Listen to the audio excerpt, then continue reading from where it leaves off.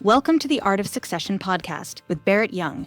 Join us as we explore the strategies, stories, and insights that shape the journey of leadership transitions and business success. No matter where you find yourself along the journey, this is the podcast where you'll find the tools to make it happen. If you're like most of our listeners, you love the idea of running the show, but you're constantly second-guessing yourself if you're ready or the person for the job. Are you missing a key skill? Are you aware of the things you need to know, like reading a financial statement or financing the operations of a business? We are here to solve that for you. Our new free Ownership Readiness Diagnostic will rank you from 1 to 4 on 5 foundational pillars of successful business ownership. It is the ultimate confidence builder that will tell you, yes, it is time to have that conversation, or no, these are the areas that you might need a little bit more time to develop. If you're interested in taking that assessment, you can find the link for that down in the description below. Welcome back to part 2 of my discussion with Keegan Evans. If you're interested in part 1 of our discussion, where we talk about Keegan's experience in the Marine Corps and then in tech product management, you can find that interview right here. Otherwise, let's get back to our discussion. Talk to me just a little bit, shifting from a mission in the Marines to shifting to a mission with a tech product, or, something that's not as life-threatening. We always say in accounting, we're not doing brain surgery here. Yep. How do you bring over that mission focus, that mission intensity, without taking it too far, or without, just demoralizing everyone to, everything is on the line with this if we don't succeed? There's a lot of different ways to bring work in life or death stakes into future work. And whether that's military and combat, whether that's folks who've been healthcare professionals, EMTs, firefighters, service, any sort of, or even people who've just had traumatic experiences and have experienced that level of stakes, how we bring that forward can show up in a couple of different ways. It can show up in, man, nothing's ever going to be that intense again, with a level of judgment. Or the way that I prefer to do it is that gives me perspective that I know that I can handle that kind of thing.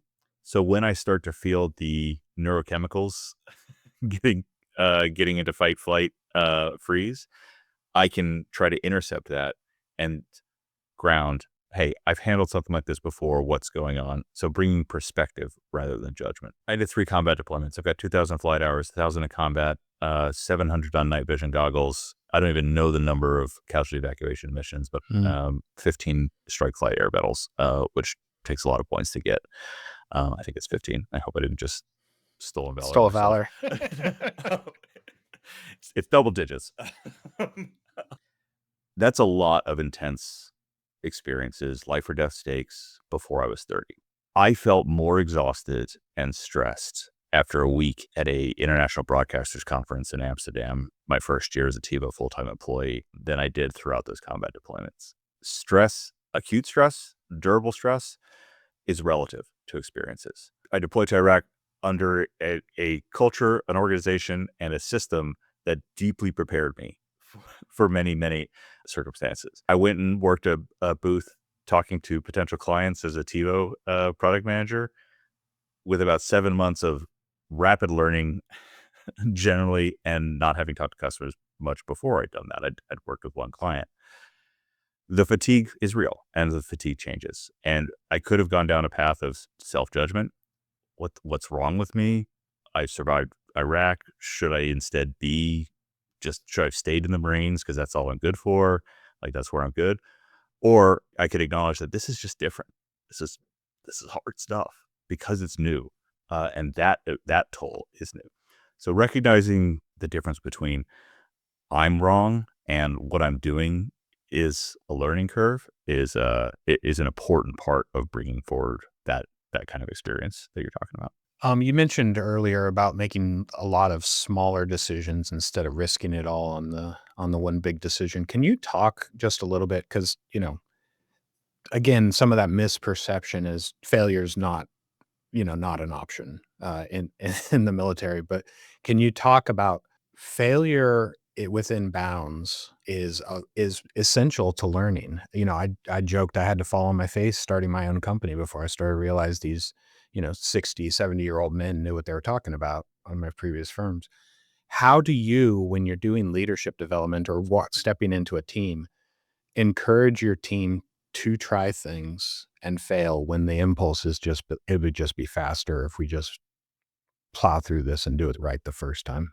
There are always things where doing it right the first time is going to feel better. But what I tell my kids is, I got 9-year-old twins. What I tell my kids is total failure is like the rarest experience or rarest event in all of human experience. It happens, sure. There's total catastrophic failure, but it's as long as we're learning something and we are aware of the stakes of what we're making the decisions on, then it's not a failure. That can be at big level projects. That can be, and the way that you shore up the risk of the unacceptable failures is to learn those things in smaller and smaller increments. I learned this originally in the military and aviation in what we call the Euda loop, orient, observe, decide, and act. This is Colonel Boyd's theory coming out of the Korean War, Vietnam War in dogfighting that is then applied. And so the more, and success was not making the success in dogfights pretty high stakes. There is a total failure option there. Did not come from those who made the perfect decisions every single time. It's the ones who made more decisions faster. They were faster to get through that orient, observe, decide, act loop. Okay, act now. So I've acted, something's happened, orient again. And so doing that faster and faster and faster it led to success in dogfights, in many other things. That was reinforced through my tech time, and especially in Intuit's Design for Delight system. They have a sub-organization called the Innovation Catalyst. It's not unlike the Marine Corps. Every Marine's a rifleman. Everyone at Intuit is customer obsessed and familiar with, goes through a full day of training on this Design for Delight, or at least did when I was there.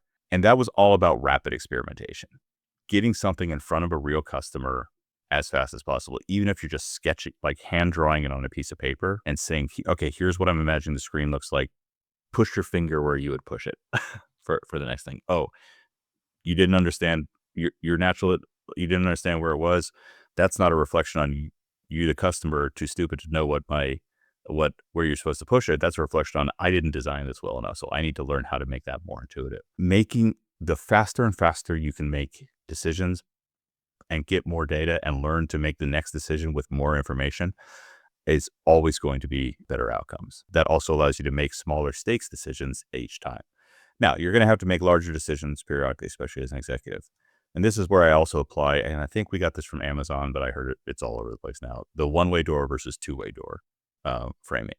Understanding what type of decision this is. Is this a decision that can be reversed?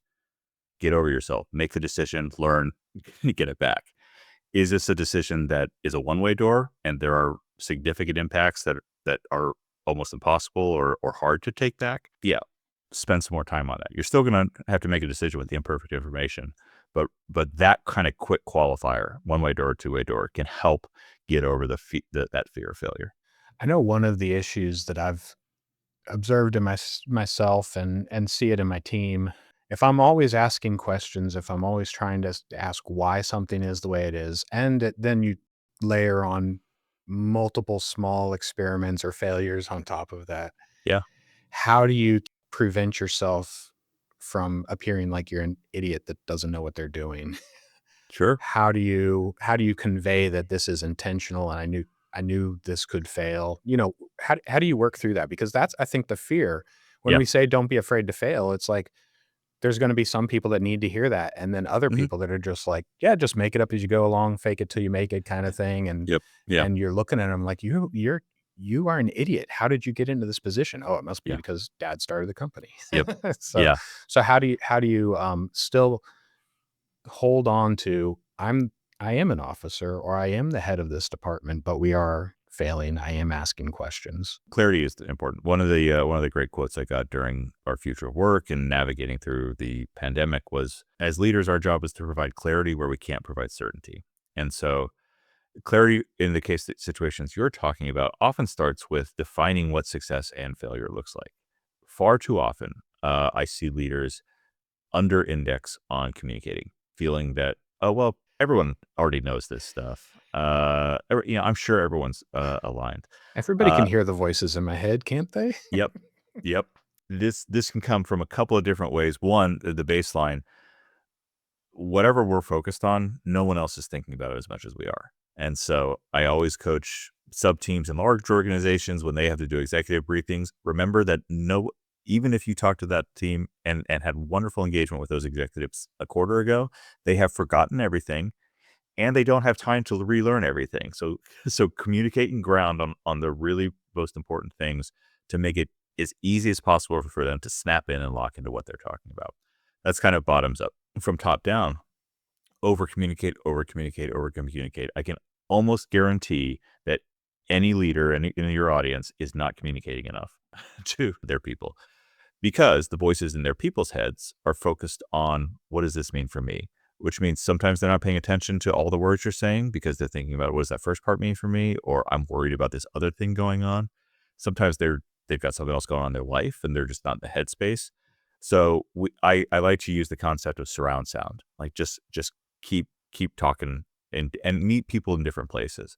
Or to steal a line from Brad Smith, former CEO of Intuit, repetition doesn't ruin the prayer. So just keeping a consistent drumbeat of clarity over and over. Hey, this is what we're trying to do.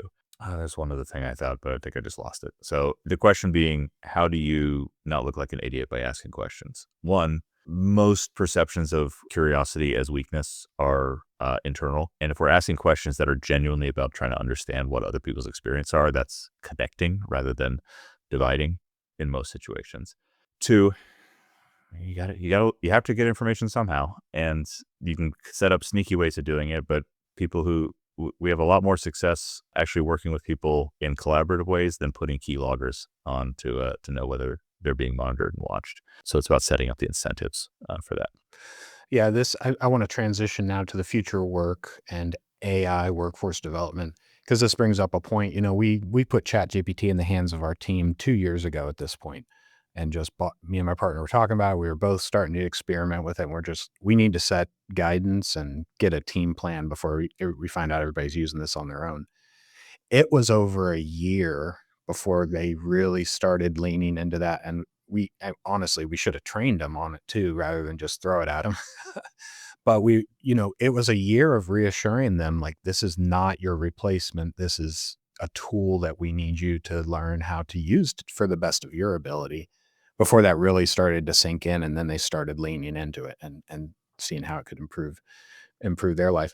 I'm interested in the future of work from Intuit's perspective, just being in an impacted profession there. But I mean, AI can be seen as a threat. It can be seen as a tool.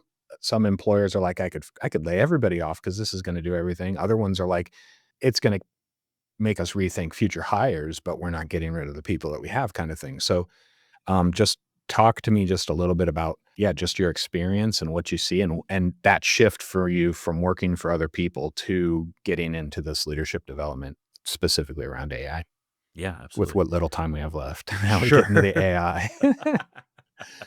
Could do a whole podcast on that easily, I know. So. Oh, yeah, easily. And many have. My starting principle is, and I'm ripping off Reid Hoffman, co-founder of LinkedIn, and a number of others. When AI breaks humanity's way, it amplifies our humanity, not replaces us. And that's at a large level, that's at an individual level. That is not to say that there's not going to be a lot of disruption. There already is. There's going to be more as we navigate this, because this is for a long time, I've referred to this, again, not originally, but as the Industrial Revolution for knowledge work. I heard something recently that I like even better, is the Renaissance, because whereas the Industrial Revolution was about completely changing a lot of ways, and there's going to be a lot of shift there. Yeah. The Renaissance is about unlocking and reorienting so much, still rethinking. So I'm also a fan of the quip, AI is not going to replace your job right now for a little while, but a human who's using good at AI can beat you. So I bring that as a baseline philosophy into how we do our work and how I work with our clients to look at what are the ways that we can augment what we do. I generally think that most organizations that are laying people off now, thinking that they're just going to backfill with AI, are either rehiring or they're just setting themselves up for failure, or they're using AI as an excuse for something they had to do anyway, or they felt they had Like to do anyways. COVID Yeah, and the return to work. Exactly. Yeah. Yep. But looking at the possibility, looking at the potential of what we can do with this. You said it earlier. You don't, in your profession, you don't want to lose the trusted advisor role. And I'll again double down on that. It's not just that you don't want to lose that. That's the humanity of your role, of your job. It's to bring that in. Now with that, I'm going to make an assumption that you would love to be able to be the trusted advisor to more people, to bring your expertise and what you have earned as a trusted person to benefit more people. So what's holding you back from that? And that's where I start with our clients of what is in the workflows and your tasks that keep you from doing the things that you love. And that's where AI can augment. The way that we tackle that is we've got a 5-stage approach. We start by identifying the priority pain points. This is just a pebble in the shoe. You all are already, it sounds like already well on the way. You had ChatGPT, you've given some rough guidelines, I'm sure. And you set it up with a general, hey, use this as experimentation. That's a great start. What we do is we focus down, we're seeing in our clients, we're seeing in the academic studies, successful organizations adopting AI are the ones that focus on specific problems. So the just use AI is fine, but our first principle is AI curiosity. And to enable curiosity, there needs to be frameworks. So we identify on what the right focus is at an organization level, but not in a restrictive way. Hey, we're going to solve it here, but everyone should feel empowered to experiment and learn on their own and continuously learn. From there, we establish those clear guardrails. We do them across 3 vectors. 1, what are your professional guardrails? What is the identity as accountants or as journalists, or I work with political organizations or XYZ, anything, who are we that we would tell anyone coming on board, this is our code of ethics, this is how we behave. Now, what are our guardrails for AI use within that? The second, I apply, a couple of Marines are going to know this all too well, ORM, operational risk management frameworks. What are the threats to the organization? How are we going to mitigate those? What categories do they come into? High, medium, or low, I think, or severe, moderate, minor. And what are the standing guardrails for something that falls into that? So that as our team applies this, starts to experiment with AI, thinks of a use case that hasn't been done in the team before, they can make a quick assessment of, is this a severe, moderate, or minor risk? If it's severe, I know I got to go to Barrett and get permission. If it's minor, I know, hey, I've got kind of hands free to run on this and checking in. So clear usage guidelines. The third step is building that effective human AI collaboration. And that gets into our second principle is, I love that you've used the word abdication multiple times here. I've been grinning at this, 1, because it's a great use of the word. 2, for a year now, my marketing team has told me you got to change the name of this principle, and I'm stubborn on this one. Our second principle is amplification without abdication. Nice. Glad I could help. Yes, yeah. No, you're grounding me in on this one. They've given up on fighting me on that one. I concede a lot of other areas, but we've settled on this one. Amplification without abdication is about never releasing responsibility as the people. Put another way, AI is the co-pilot, not your autopilot. Yeah. Nice. You see this in work slop thrown on LinkedIn. You see this in things just thrown over, shifting the executive function responsibility of, okay, I just spit this out of ChatGPT and now it's my boss's job to figure out what it means. That's not helpful. Still be using it to augment yourself. So we figure out how to map. We've defined that specific task or workflow we're going to target. We're going to map across where is AI going to be used here first, and where is it not, and what's the human responsibility, and where's the checkpoints and all that stuff. We do a detailed map of that. Our third and final principle I mentioned earlier is AI is a teammate, and so we understand and assess and reinforce the team principle, like the team operating principles of that are going to help this adoption work. I said the core 3 are assertiveness, which is about communicating, and the definition from Marine Corps Aviation was holding firm to a point of view until reasonably convinced by the facts otherwise. And it's always professional. So it's about communication. It's about, and that's in your communications with your AIs of, hey, that doesn't feel right. Tell me more about that, as well as other points of view. The second is situational awareness, which I also love the original definition of. It's the degree of accuracy to which our perception of reality maps actual reality. Similarly, understanding what's real and what's not, and having and listening to our gut. And then the third is decision making, which we've talked a lot about. And finally, executing a systematic transformation of all of this. So we're building an intentional roadmap, not one that puts all other work on stop to implement AI usage, but to integrate it into the work that you already have to doing. You're CPA. You're about to come up on a pretty busy season, if I remember my my calendar right. You're not going to want to spend January stopping to figure out incorporating AI across the board. But what's the task or workflow that has sucked year over year? And not that people are angry about or wish they didn't have to do, but I look for, what are people avoiding doing? What are you avoiding? What do you put off day over day and finally do on a Friday when you're exhausted and you just have to do it because you can't put it off any longer?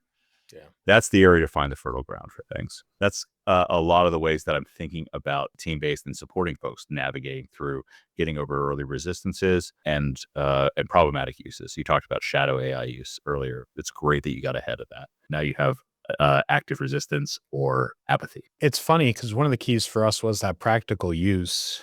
That I think it was your first or your second principle or thing that you have to like get them to see. For me, it was, and we talked about this before we started recording. I'm a game master for role-playing games, and I picked up ChatGPT 6+ months before ever doing any business use for it, because I'm like, I have to come up with bad guys for my players to So good. kill. It's so good. Come up with scenarios, and this is 2003 at Yep. this point, like first 6 months of ChatGPT. Yep. 3 or 4, whichever, 2, I don't even remember. Yeah, I've lost track of the numbers. It's been so many models since then. But I joke about that, and that, you know, people's eyes glaze over when I talk about that because they don't know about what role-playing games are. They don't have no context. You've got a friendly audience here on this one. Yeah. But the point is, you've got to find, I had this conversation with my father-in-law a year ago. He's a master gardener at 70 years old, and he's using AI in his apps for plant identification. He knows plants, but he doesn't know every single, you know, branch that there is. You have to find that thing for you that's going to make you pull out AI every single day. And it doesn't have to be like it's going to solve the biggest tax problem that you have. It's play. It's getting comfortable with AI through play, getting into it, knowing how it works, knowing what it's good at, knowing what it's bad at. And this is the focus I've taken with, you know, people coming into my profession. I faced the same fears 20+ years ago. Is there going to be a future in accounting when everything is QuickBooks Online and, you know, everything's automated? I use the perspective of the table saw. The table saw completely revolutionizes woodworking because you don't have to hand saw everything. You can slap together something really quick with a little garage foldable table saw, or the people who know woodworking are leaning into the benefits and the capabilities of what that tool now unlocks for them. Yeah. And so that's where I encourage my team. I'm like, we're not going to stop being that trusted advisor. Yeah. It's actually going to free you up from the repetitive tasks. Exactly. I don't want to work with more clients. I want to work more with the clients that I have. And right now I'm so distracted by filling out all the Excel files and, you know, all the prep that goes into the actual hour-long conversation each month that I live for. Lean into that, know what good tax looks like so that you can recognize bad tax. Know what good journalism, know what good marketing looks like so that you can recognize the bad. And that encourages us in our professions to lean into that stuff so that we can differentiate the good from the bad. So Satya Nadella, CEO of Microsoft, on the Dwarkish podcast, I think it was earlier this year, called out, we have to separate the concept of the knowledge work from the knowledge worker. AI is going to be able to do a lot to most of the knowledge work we do right now, but that doesn't replace the knowledge worker. What makes our humanity and our effectiveness as knowledge worker being able to read and process an entire email inbox, or is it something else? And so to your point, handling the Excel spreadsheets, that's an excellent point of view. All right. I know we're at an end here. Yeah. We've gone way too deep into this. We didn't even get into pricing models, and that's my profession is not prepared for, you know, when something does take us 6 hours and now takes us 6 seconds. That's a whole other topic. I'm sure you guys were all over it, into it as well. But So we have to schedule a follow-up I for think that so. one. Yeah. But before we jump into the lightning round and bring this in for a landing, Keegan, is there anything that we haven't covered that you wanted to add? Sorry, I just authorized my 9-year-old to go get some chips. I implied this a lot. AI adoption, there's a reason that it feel like our tummies feel funny when we think about this and the disruption and the change that's going to happen. And it's because the technology in AI is changing faster than we as humans can adapt to change. And we have evolved to understand change in two ways. There's linear change, which is life cycles, growth, education. Generally, if it's linear, it is a good kind of change. Exponential change is cancer, volcanoes, terrorism, those bad stuff. AI is changing at exponential rates, which means we have a natural physiological reaction to that as a bad thing. AI is unique and special in that the solution is within the problem, though, because by working together in terms of organizations, just like you've talked about doing with your team, we can address those kinds of outsize things together. Two, learning AI, learning to leverage AI, it is this wonderful democratic distribution of capability. It can bring in and shore up so many things to allow us to focus on the parts of ourselves that are really about thriving and contributing the most. I named my company Euda based off of the Greek word eudaimonia. Aristotle's interpretation of eudaimonia, which is roughly translated to good life or human thriving, is to achieve it is to contribute the most to society.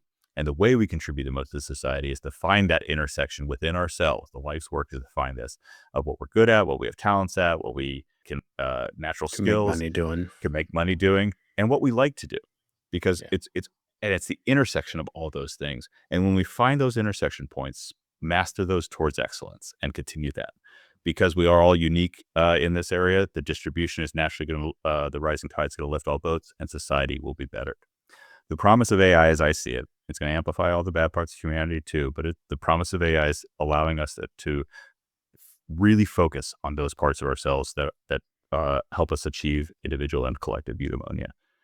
So that's where I'll end it on the philosophy before I jump into lightning round. I'm resisting unpacking that some more, but we are way past time. Yep. So yeah, we'll have to schedule. I'll come back. One, so. All right, Keegan, are you ready for the lightning round sure as we am. wrap this one up? Yep. Okay. Coffee or tea, and how do you like it prepared? Coffee, black, tea when I'm feeling guilty. All right. Pie or cake, and do you have a favorite kind? Cake, coconut cake or red velvet, but cherry pie as a nostalgic kickback is my dad's favorite, only periodically, but mostly cake. All right. Do you have a favorite holiday and why? Thanksgiving. I have a long-standing. I love the food. I have memories of family gathering and Friendsgiving gathering and orphan Thanksgiving gatherings. That's one of my favorites. Do you consider yourself a morning person or a night person? And do you have a favorite routine? I think I was at one point one or the others of these, but like I said, I'm a single dad of 9-year-old twins. I'm tired all the time. My night person ends at 9:30. Yeah. My favorite routine is learning to put my phone on a charger on the other side of my room, so I actually go to sleep. So. Yeah, nice. What's a common belief among entrepreneurs that you would want to challenge? You got to do everything yourself, or that there's only one way. Tying into what I said about eudaimonia, leadership is about authenticity and decision making. And yes, it's not just about bleeding hard all over everything about a full self, but you can't just fake it till you make it. You have to have confidence, and that has to be. Sometimes you have to push yourself outside and learn more, but there's not just one way, and that one way is not just emulating Steve Jobs, who I have a great appreciation for, but don't do that. But his solution is not our context that we're working in our individual. Yep. Exactly. Awesome. What is one thing that you would want your successor to remember you for? My first commanding officer had a leadership philosophy that has stuck with me throughout everything, and that's everyone's trying to do the right thing. And that a Marine gets in trouble and is in front of him for an NJP. First thing he does is reach into his fridge, hand him a Coke, and say, "What happened?" to hear it from their perspective. Everyone's trying to do the right thing from their perspective, from their collection of perceptions and whatnots. I would hope that any successor I have remembers me for always trying to do the right thing. Awesome. Thank you. Where are you finding creativity right now? I'm a single dad of 9-year-old twins with trying to grow a consulting and coaching practice. I will admit it's fairly limited, but some of my favorite places for creativity are, you and I have role-playing games in common when I can keep groups consistent. I've enjoyed writing. It's passive creativity and really continue to expand my fiction reading. In addition to all my other real reading. And I'm guessing there's actually creativity in navigating parenthood. Yeah, for sure. I was going to say Minecraft and YouTube videos. Yep. At this stage. Last question for you before we wrap up, Keegan. What do you have coming up in the next year that's got you really excited? I really think that we can bring a lot of good to a lot of companies, not a lot of companies like your audience, a lot of companies like yours, organizations that are not big tech, not software tech, who are maybe a little reluctant about adopting AI, or it's not for me, or that's for the engineers, or something like that. AI is going to augment everyone. There's possibility in everything. And over the next year, we've got our 30-day kickoff program. We've got durable coaching around AI adoption. We're going to be doing webinars. We're going to be continuing to find events to show up at. And I'm really just looking forward to getting in and helping more people like you all take this on and find that competitive advantage and really unlock some greatness. Awesome. So, Keegan, where can people go and find out more about you and Euda? We're up on LinkedIn. That's a primary source. We're always posting on there. Please follow us, EUDA. We got the website, euda.io. That will continue to be updated. We'll have more there. We also run a Luma calendar on Luma, Euda events. We do local Bay Area. We did a series of roundtable events for tight-knit networking events. And all of our webinars are going to be posted there as well. And, I may regret this, but Keegan@Euda.io. Emails, I'll do my best to get you, or find me on LinkedIn as well. Very good. Well, Keegan, I appreciate you coming on The Art of Succession and just sharing these principles and your approach with us. I really appreciate having you on. It was a wonderful conversation, Barrett. Thank you for having me. Absolutely. I hope that you enjoyed my discussion with Keegan Evans as much as I have. Here on the Art of Succession podcast, we have interviews with business owners with their own succession stories twice a month. If you're interested in being a guest on the show, you can find the link for that down in the description below. If you enjoyed that episode, I ask that you please share it with somebody else, and you're probably going to like this one next. And I want to thank you for watching The Art of Succession.